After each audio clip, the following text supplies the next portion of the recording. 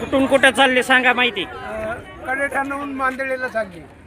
चौथं वर्ष किती दिवसाचा प्रवास आहे? 3 दिवसाचा. आता पुढील मुक्काम काष्टी.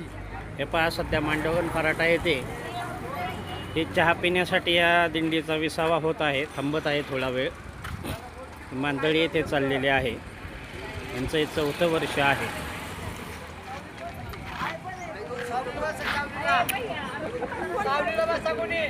हरे मामा फराटे आणि अण्णा महाराज फराटे यांनी चहाची व्यवस्था केलेली आहे.